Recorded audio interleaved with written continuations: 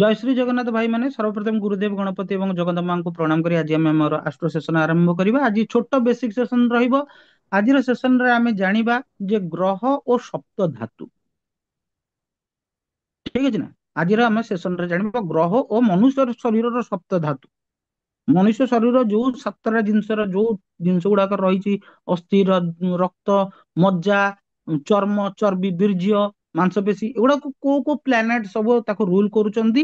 एवं जदि से प्लानेट टी मैलेफी कन्स्टलेशन को पळेला बा ताको कुदृष्टि बा पाप दृष्टिगत कि पाप ग्रह मान सहित बसीगला ताले सेई मनुष्यर शरीर पीड़ा सेई तत्व को नेकी सेई धातु को नेकी मनुष्य शरीर प्रॉब्लम सृष्टि करी।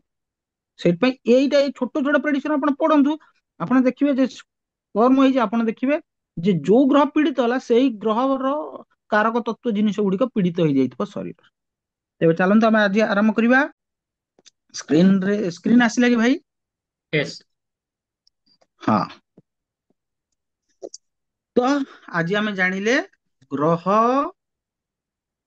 ଓ ସପ୍ତ ଧାତୁ।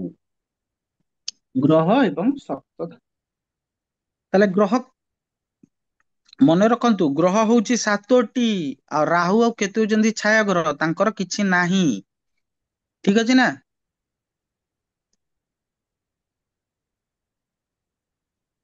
ସେମାନେ ଛାୟା ଗ୍ରହ ସେମାନେ ଯୋଉଠି ବସିବେ ଯୋଉ ଭାବରେ ବସିବେ ସେଇଭଳିଆ ଆକ୍ଟ କରିବେ। ତେଣୁ ଆମେ ଆଜି ଦେଖିବା ଇଏ ବେସିକ ଲେସନ ଆଜ୍ଞା।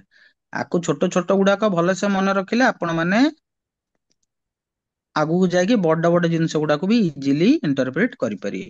ତାହେଲେ ରବି କାହାକୁ ରିପ୍ରେଜେଣ୍ଟ କରନ୍ତି ନା ଶରୀରର ଅସ୍ଥିକୁ ରବି ରିପ୍ରେଜେଣ୍ଟ କରନ୍ତି। ମଙ୍ଗଳ କାହାକୁ ରିପ୍ରେଜେଣ୍ଟ କରନ୍ତି?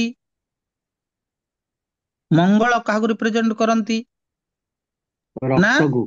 ରକ୍ତକୁ। ଏବଂ ଶରୀରର ମଜ୍ଜା ମଜ୍ଜା ଅଂଶ ମଜ୍ଜା ମାନେ କଣ ଆଉ କହିବି ଆଉ ମାନେ ଯୋଉ ଯୋଉ ଜଏଣ୍ଟ ଯୋଉ ଜିନିଷ ଗୁଡା ଜଏଣ୍ଟ ହେଇଥାଏ ସେଇଟା। ଆଚ୍ଛା ଚନ୍ଦ୍ର କୋଉ ଜିନିଷକୁ ୟୁଜ କରନ୍ତି? ବଡିର ୱାଟର ଲେଭେଲ। ଠିକ ଅଛି ନା। ୱାଟର ଲେଭେଲ ଠିକ ଅଛି ନା।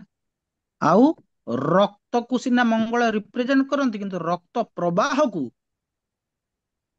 ପ୍ରବାହ ଯୋଉଟା ହବ ସେଇଟାକୁ ଚନ୍ଦ୍ର ରିପ୍ରେଜେଣ୍ଟ କରନ୍ତି। ବୁଧ କଣ ରିପ୍ରେଜେଣ୍ଟ କରନ୍ତି ନା ଯଦି ବୁଧ କାହାର କୁଣ୍ଡଲି ଖରାପ ଥିବ ତାକୁ ଚର୍ମ ରିଲେଟେଡ ପ୍ରୋବ୍ଲେମ ହବ।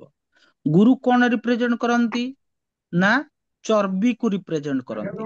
ଶୁକ୍ର କାହାକୁ ରିପ୍ରେଜେଣ୍ଟ କରନ୍ତି ନା ବୀର୍ଯ୍ୟକୁ।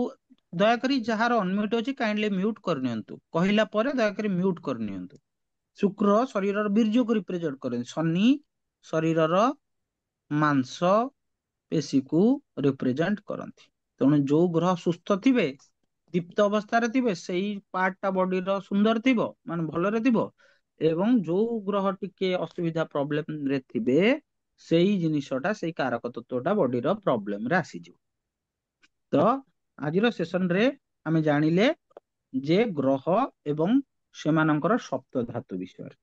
ଏଇଟା ଗୋଟେ ଛୋଟ ବେସିକ ସେସନ କିନ୍ତୁ ଏଥିରେ ବହୁତ କିଛି ଜିନିଷ ଆମକୁ ଜାଣିବାର ଅଛି। ଠିକ ଅଛି। ତେବେ ଆଜିର ସେସନ ପାଇଁ ଏତିକି। ପୁଣି କିଛି ଆଷ୍ଟ୍ରୋ ସେସନ ସହିତ ଆମେ ପୁଣି ଥରେ ଜଏନ କରିବା। ଜୟ ଶ୍ରୀ ଜଗନ୍ନାଥ ସମସ୍ତେ।